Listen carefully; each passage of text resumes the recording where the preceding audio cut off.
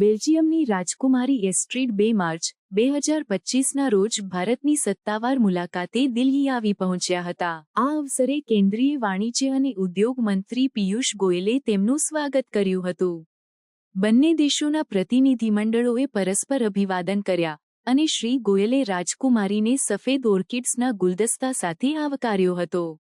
રાજકુમારી એસ્ટ્રીડની આ મુલાકાત બેલ્જિયમની આર્થિક મિશનનો ભાગ છે, જે બીજી 8 માર્ચ સુધી યોજાઈ રહી છે. આ મિશનમાં 335 સભ્યોનો પ્રતિનિધિમંડળ સામેલ છે, જેમાં આર્થિક, નાણાકીય, શૈક્ષણિક અને રાજકીય ક્ષેત્રોના પ્રતિનિધિઓનો સમાવેશ થાય છે. આ મિશનનો મુખ્ય ઉદ્દેશ બેલ્જિયમ અને ભારત વચ્ચે આર્થિક અને વેપારી સંબંધોને મજબૂત બનાવવાનો છે. મુલાકાત દરમિયાન બંને દેશોના પ્રતિનિધિઓએ ફાર્માસ્યુટિકલ્સ, લોજિસ્ટિક્સ, રક્ષણ, નિર્માણ અને સ્વચ્છ ટેકનોલોજી જેવા ક્ષેત્રોમાં વેપાર સંબંધોને વિસ્તૃત કરવાની ચર્ચા કરી.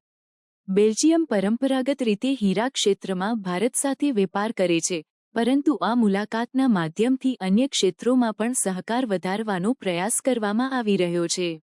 આ મુલાકાત દરમિયાન રાજકુમારી એસ્ટ્રીડ અને બેલ્જિયમનું પ્રતિનિધિમંડળ વડાપ્રધાન નરેન્દ્ર મોદી, રક્ષા મંત્રી રાજનાથ સિંહ અને વિદેશ મંત્રી એસ. જયશંકર સાથે પણ મુલાકાત કરશે.